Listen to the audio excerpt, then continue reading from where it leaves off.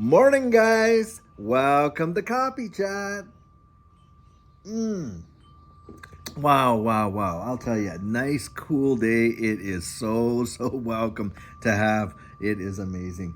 Guys, the article that I was reading today, boy, I'll tell you what, each and every one of us are really going to want to pay attention to this one.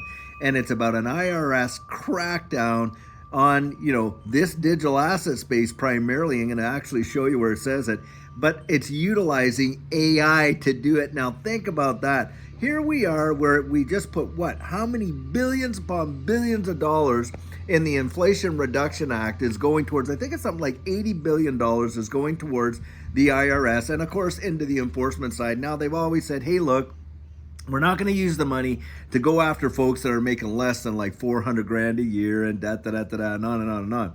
But then they're coming out and they're literally saying they are going to target this digital asset space and they're going to be using AI to do it. And their whole rationale is, oh, well, there's a lot of people out there in the digital asset space that are completely not reporting their income. And perhaps that's true. I really don't know. But the thing that gets me is they kind of brand us with this brush that somehow we're all up to nefarious activities. We're either tax cheaters or fraudsters and all this kind of stuff. And it's literally before you even get started, they have already determined that you must be doing something wrong, because why on earth are you investing in this digital asset space if you're not up to no good? And that kind of attitude really kind of gets under my skin, especially when we know that big time players and big time institutions are involved in this space, and the government themselves are in the process of developing their own central bank digital currency. And you got the Federal Reserve literally using distributed ledger technology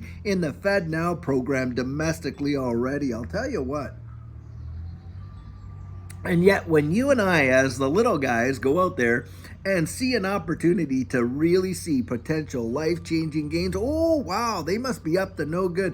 It really gets under my skin. Now, listen, I spent up to 25 years working in the tax department in Canada. And the reality is this in life, and it doesn't matter who's at the helm, we're all going to be subject to taxes, whether we like it or not. Now, I know in this space, it's a hot topic, and you got all kinds of people saying, hey, the government had no part in the creation of digital assets. They should have no part in taxing it, and on and on and on. And listen, I get the argument. But the reality is this, guys, it's that old worldly golden rule. He who has the gold makes the rules. Do you have $80 billion to go and fight this whole thing? No, you don't. And the problem with that is this: you can have whatever your opinion about the tax system and all that is. The deal is this: at the bottom line, when they show up at the door and they're taking away your house and they're taking away this and this and that, regardless what you think of what your legislative rights are, I'll tell you what, they're the ones calling the shots at the end of the day. Now, yeah, you're going to have some leeway, and of course we do. But, the thing is this: how many of us want to be hiring lawyers, paying all of our gains to lawyers, fighting? Because these guys, they have never-ending pockets. You and I have a limit. That's at least how I see it. But so we're going to have to deal with it one way or the other. But the thing that really gets me is, how many, have they even canvassed this space to get any real rationale about it? Absolutely not. They just assumed flat out that, hey, there must be a lot of tax fraud going on in the digital asset space. And you know what? To me, Judy and I, we report every kind of deal. And guys, I'll tell you something. A lot of times people getting into this space, they think that the only taxable event is, hey, you put your money in, your fiat in, you get the digital assets. But when you pull it out in fiat, that's when you're taxed. No, guys, listen. Anytime you do a transaction, let's say you took some XRP and you sold and you traded it over and bought some XLM, that's a taxable transaction. And you got to be aware of that. And you have to be out there keeping track of these transactions. And if you're out flipping this stuff, where you buy it and then, hey, a couple weeks later you sell it and you do that enough times, they could literally determine that you're not in this for an investment, you're in this for a business. And then all of those gains aren't treated as capital gains, it's treated as income. And boy, you want to really kind of look into the rules in this and get yourself a good CPA or accountant that literally understands this digital asset space so you don't get caught in the quagmire of the whole IRS red tape malarkey that goes on, I'm telling you. Now, about, I don't know, last week sometime, somebody threw out a comment to me there. And they're saying, oh, well, what's your opinion on the taxes? And this is my opinion on taxing digital assets. Listen, it's an investment like any other investment. And of course, as a result, it is going to be subject to capital gains. That's just the fact, Jack. Now, you can fight that all you want and anything like that and just create for yourself a massive, nightmare of a situation. But my take is this, guys, look, do we want to be out there, kind of trying to cheat the whole system, and then 2 or 3 years later you get that knock at the door, and what happens? Well, then your life is just thrown into turmoil, and to me, it's just not worth it. I'll tell you right now. Now, hey, legal tax avoidance? Absolutely, and this is where you need to get ahead of the game, understanding legal structures when it comes to this digital asset space, and what real legal tax avoidance and tax plans you can employ to protect your gains, so you're not in a situation where you're having to pay the massive bulk amount. Look, there are ways to insulate yourself. Now, Jake Claver from Beyond Broke Mastermind, Judy did a fabulous interview with the guy.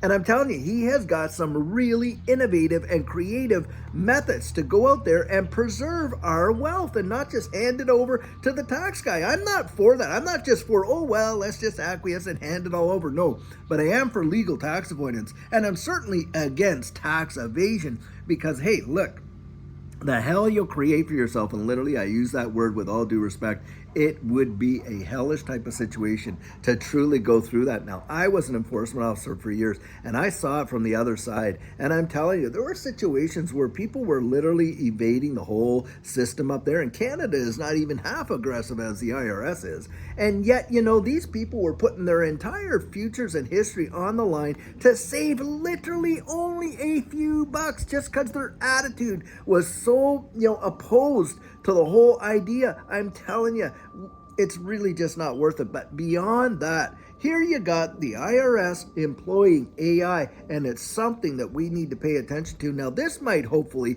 get a few people out there writing their senators, writing their congressmen, writing in. And because, look, we do have a way in order to change the whole attitude of this space, where we're not viewed as a bunch of, tax cheaters and fraudsters and all this kind of narrative that they want to put out there, which is absolute hogwash totally. But that's what's going on. And that, I think, is the biggest thing that bugs me about it. Because, look, we're going to have to deal with taxes, as we all know, like it or not. I mean, we used to say, and I mean, maybe you've heard it too, and you've used it yourself. 2 things guaranteed in life, death and taxes. That's just the way it is. Now, having said that, guys, in my mind, it is not all bad in this capacity. Just imagine if I was to come up to you and I was to say, hey, I want to give you $1 million, but there's only one caveat. You have to give me 200,000 back. Would you take the money? I mean, you really don't even have to think about it, do you? Because, of course, you're getting $800,000 where they're, for nothing, and all you're having to do is give that 20% back. In a way, that's how I have to digest my tax bill when it comes in, because I look at, okay, here's all the income that I made, and here's what I've got where I can actually, with capital gains, you hold this stuff, by the way, for more than a year, you're in that 20% tax bracket for your capital gains, right? So basically, you're having to pay 20% or whatever it is. And if it's under that, yeah, it is 40%. There's an incentive right there to be holding these things a little longer and watching the price appreciations and that stuff go on there. Now, remember too, hey, you can offset your gains with capital losses. You can literally do some wash trades. You can do a whole bunch of stuff. You got to get out there, grab yourself a great accountant that knows this digital asset space and can give you some solid counsel as to how to mitigate the payment of huge amounts of taxes. That's what we got to do. But look, we got to show these guys, hey, you can come in, audit me. There you go. You've done your audit. You find out there's nothing. And we get more and more of that, where they're not catching people for fault, not reporting, and on and on and on. The narrative has to change, guys. We got to get it out there. and get this narrative change. This space is not full of a bunch of crooks, tax cheaters, fraudsters, and all that. Yeah, there are always going to be bad eggs in every basket, it seems. That's true. We're always got some bad apples out there. But the majority of us are, law-abiding, tax-paying citizens. And we deserve a little bit more dignity and integrity and respect from, our government, departments and offices when they deal with us. There is a taxpayer's bill of rights, don't you know? And part of that has to do with being treated with dignity and respect and not being singled out like this. Just because we're in this digital asset space does not mean we're out there trying to rip off the tax system and things like that. That is absolute baloney, and that's what I despise, is that kind of attitude, I'll tell you.